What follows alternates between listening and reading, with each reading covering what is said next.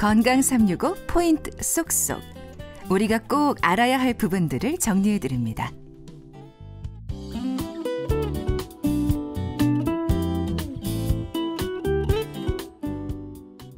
건강 365 박광식의 건강 이야기는 KBS 홈페이지와 유튜브 KBS 콩 그리고 팟캐스트로도 서비스됩니다. 오늘은 소아 알레르기에 대한 말씀을 나누고 있는데요. 한림대 동탄성심병원 소아청소년과 전유은 교수와 함께합니다. 교수님, 알레르기 하면 그 소아 알레르기에 있어서는 행진이라는 말을 하더라고요. 이게 어떤 건지 설명 좀 부탁드립니다. 그래서 이제 아까도 제가 소알레르기는 진행한다고 했어요. 그래서 어렸을 때 아토피 피부염으로 저한테 와요. 이거 아토피 아니에요? 하고서 이제 엄마들이 오는데 그 환자들이 이제 조금씩 치료하면서 보면은 이유식 시작했는데 반응이 나타났어요. 이렇게 하고 또 와요. 그게 식품 알레르기거든요.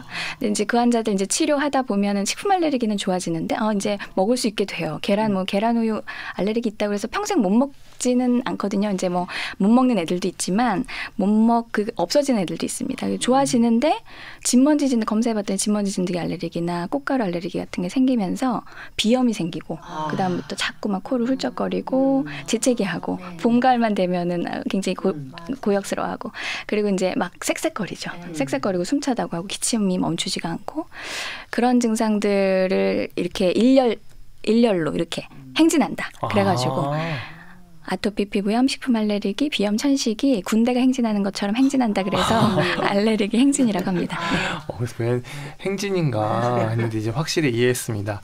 그러면 이 소아 알레르기로 인한 이 가장 큰 불편과 위험이라면 어떤 게 있을까요? 환자들의 관점에서요. 일단 이제 알레르기 질환은 만성 질환이기 때문에 이게 사실 끝나지가 않거든요. 끝나지가 않아서 삶의 질이 굉장히 떨어집니다. 아토피 피부염 환자들 밤에 가려워서 잠 못 자면요.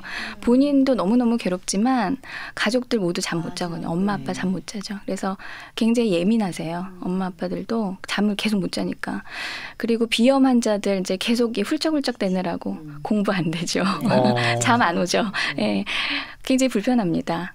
근데 이제 또 위험한 질환들도 있죠. 아까 말씀드린 아나필락시스 같은 경우 식품 알레르기 중에 좀 위험한 그런 목숨을 위협할 수 있는 그런 질환도 있고 천식의 급성 발작, 천식이 이제 급성으로 왔을 때 숨을 갑자기 못 쉬고 이렇게 되는 상태도 있어요. 그러니까 그러면은 좀 위험할 수가 있겠죠.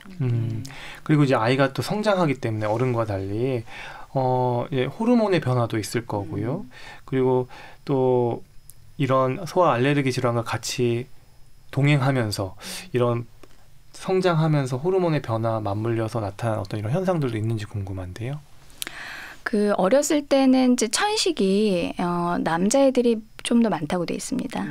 이제 구조적으로 좀 더 내경이 작아요. 애기들이. 기관지 내경이요? 남자애들이 여자에 비해서. 통로의 내경이요. 네. 그래서 이제 뭐 성별 차이를 얘기하자면, 근데 사춘기를 지나고 나서는 여자들이 더 천식이 많거든요. 근데 이제 그게 호르몬의 영향이 좀 있을 거라고 생각을 하고 있습니다.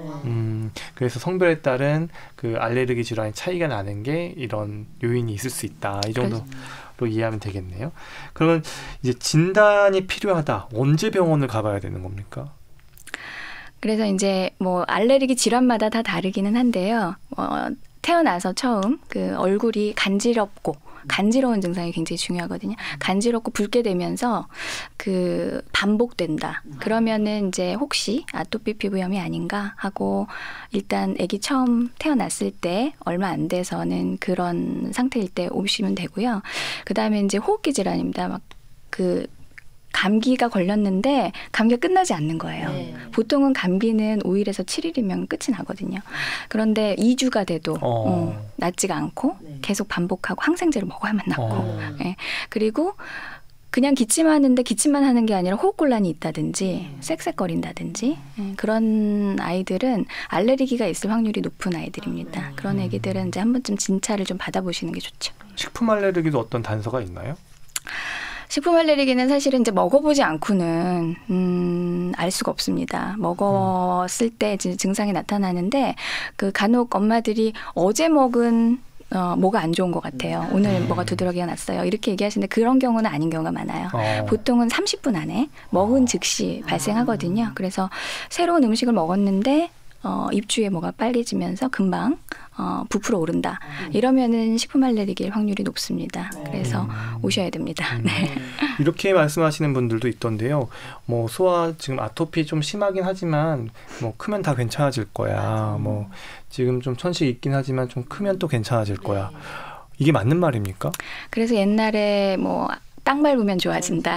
아토피 피부염이 그렇게 애들 얘기를 하셨는데요. 사실 요즘 이제 예방 차원에서 이게 질환이 진행하지 않습니까? 그래서 아토피 피부염 있는 환자들은 피부 이 각질층이 손상돼 있어요. 손상돼서 사실은 태어나요. 그래서 이 각질층의 기름막층이 부족한 거거든요. 그래서 이제 구멍이 나 있다 보셔야 돼요. 그 구멍난 피부로 식품 알레르기가 생기거든요. 식품 알레르기 감작이 생기거든요. 그래서 아토피 피부염을 제대로 잘 치료하지 않으면 그럼 식품 알레르기로 가는 거예요. 아이고. 그럼 식품 알레르기가 또 비염으로 가고 천식으로 가고 이렇게 연결돼서 가기 때문에 치료를 하셔야 됩니다. 정확하게 진단을 받으시고요. 네. 그러면 병원에 가면요. 사실 가렵지 않게 해주는 약 받는 거 말고 진단이나 치료 이런 어떤 체계적인 어떤 이런 것들이 잡혀 있습니까? 그렇죠. 이제 저희들이 이제 다 가이드라인이 있고요. 아토피 피부염, 비염, 천식에 따라서 이제 단계에 따라서 어떻게 치료하는가가 이제 다 나와 있긴 해요. 근데 이제 엄마 아빠들은 맨날 가도 똑같은 치료하는 것 같고 그냥 증상 조절 치료밖에 맞아요. 없는 것 같고 그래서 참 답답해 하시거든요. 그렇지만 이제 그렇다고 해서 놓으시면 안 됩니다. 놓으시고 이제 포기하고 나는 그냥 이렇게 뭐 어떻게 치료 받으나 안 받을 때뿐인데 뭘 이렇게 하고 하면은 점점 더 심한 증상이 생겨요. 그리고 이제 요즘에는 그런 증상 조절 치료뿐 아니라 이게 이제 면역이 성숙되지 못해서 생겼다고 말씀드렸잖아요. 그 면역을 성숙시키는 그런 치료. 면역 치료가 또 요즘에 많이 하고 있거든요. 근데 이제 그 면역 치료를 하려면 우리 아이한테 어떤 게 문제가 되는지를 먼저 알아야 됩니다. 진먼지 진드기면 진먼지 진드기, 꽃가루면 꽃가루.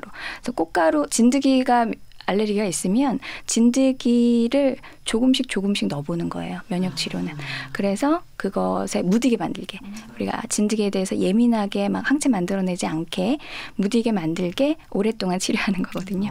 그래서 그런 방법도 있으니까 아예 방법이 없는 건 아닙니다. 조절만 하는 것은 아닙니다. 그럼 병원에 가면 알레르기 검사는 어떤 게 원인인지 찾는 검사인 건가요? 그게 뭐 몇 가지 종류를 알레르기 종류가 상당히 많을 텐데 원인 물질이 병원에서는 어떤 식으로 검사하는지 좀 궁금합니다. 일단 피부에 하는 피부 단자 검사가 있고요. 그다음에 혈액 검사로 하는 게 있습니다. 이제 두 가지를 가장 많이 사용을 하고요. 피부 단자 검사는 알레르기 피부 단자 검사는 먹은 약에 따라서 좀 영향을 받습니다. 이게 이제 실제 반응시켜 보는 거기 때문에 항히스타민제 같은 감기약을 먹고 오시면 검사가 잘 안 나와요. 그래서 한 2주 정도는 항히스타민제를 감기약을 끊은 상태에서 검사를 하셔야 되고요. 등이 넓으면 많은 가지수를 할 수 있습니다. 그래서 큰 아이들은 한 50가지도 할 수 있고요. 정확도가 높은가요? 네, 정확도가 높습니다. 약을 안 드셨으면. 그다음에 이제 혈액 검사는 항체를 보는 검사예요. 그래서 알레르기 반응이 일어나면 반응하지 말아야 되는 진먼지 진드기 계란 우유에다가 반응한다 그랬잖아요. 거기에 자기가 몸에서 항체를 만들어내거든요. 그래서 이제 특이 체질이라는 거거든요.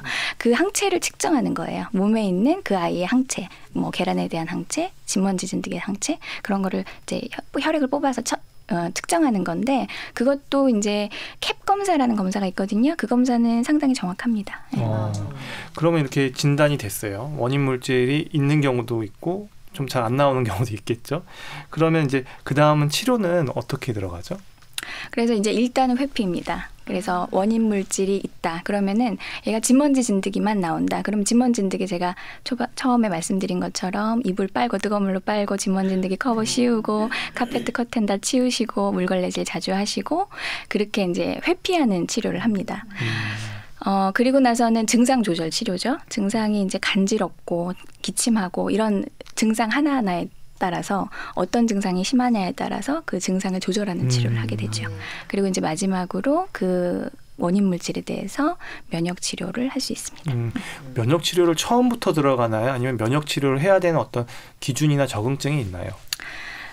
면역 치료가 별로 좋지 않은 경우는 여러 가지에 다 알레르기가 있는 경우예요. 그래서 진먼지 진드기만 있는 게 아니라 진먼지 진드기도 있고 강아지 털, 고양이 털도 있고 꽃가루들도 다 계절별로 있고 이러면은 사실은 조금 어렵습니다. 왜냐하면 물론 할 수는 있는데요. 진드기 먼저 이렇게 3년, 5년 원래 3년, 5년 정도 걸리거든요. 그건 치료 기간이요? 그렇죠. 이렇게 완전히 바꾸는 거라서 얘의 민감도를 바꾸는 치료라서 조금씩 계속 넣어서 무디게 계속 만드는 겁니다. 유지시키는 겁니다. 그래서 오래 걸리겠죠. 오래 걸리고 좀 힘들겠죠. 진드기로 면역 치료를 해서 진드기에 무뎌져도 다른 거에 또 이제 알레르기가 발생할 수 있으니까 증상이. 그런데 뭐 비염 있으면서 진드기만 있다. 이러면은 또 굉장히 효과가 좋아요. 네, 그래서 해볼 만합니다. 네. 그러니까 그 적이 정확히 누군지를 정확히 알면 면역 치료는 좀 효과가 있다. 그런데 그렇죠. 좀 네. 애매모호한 경우, 겹쳐 있는 경우는 좀 효과가 떨어진다. 그럴 수 있죠. 좀 어려울 수 있습니다. 네. 그러면 아토피 피부염 있는 아이들이 이제 피부에다가 이제 너무 심하니까 이제 스테로이드 젤을 바르는데 이런 거에 대한 부모님들 또 걱정도 있더라고요. 좀 어떻게 접근하면 좋을까요? 그렇죠. 이제 스테로이드가 이제 일반적으로 다 알고 계시는 부작용이 있죠. 바르는 스테로이드도 피부가 얇아지는 부작용 같은 부작용들이 있어서 굉장히 걱정을 많이들 하십니다. 특히 이제 신생아 엄마들은 너무 걱정을 많이 하세요. 그런데 이제 사실 이제 모든 약이라는 게 득과실이 있지 않습니까? 그래서 너무 안 쓰면 또 더 고생하게 돼요. 더 센 약을 더 오래 쓰게 돼요.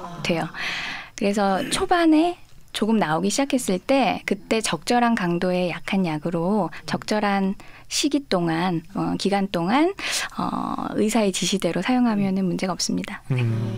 이 마지막으로 또 한 번 더 질문 드려보면 마지막은 아니죠. 뭐 이거 계속 방송 시간이 남아 있으니까 그 소아 알레르기에 있어서 치료 만족도가 높은 그 아이가 있을 거고 치료 만족도가 떨어지는 아이 가정 환경이 있을 것 같은데요. 좀 어떤 조언이 가능할까요? 근데 사실은 이제 알레르기 질환을 치료를 저희가 해드리지만, 엄마 아빠가 하시는 부분이 상당히 많아요. 네. 저희는 이제 사실 가이드를 주고 이렇게 어떤 것이 문제입니다. 이것을 회피하고 조절하십시오. 이렇게 얘기를 하고 이제 증상 조절약을 물론 주고 면역 치료도 하지만 엄마 아빠들이 하셔야 되는 부분이 너무 많습니다. 특히 아토피 피부염 애기들은요. 상상할 수가 없어요.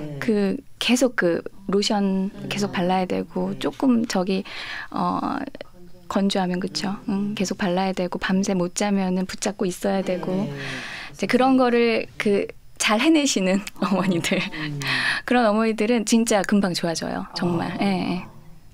그러니까 보호자의 노력이 상당수를 차지하네요. 소아 알레르기에서는. 네. 아이 건강을 위해 지키고 살펴야 하는 부분들 기억해 두시면 좋을 것 같고요. 박광식의 건강 이야기 오늘은 소아 알레르기를 주제로 말씀 나누고 있습니다.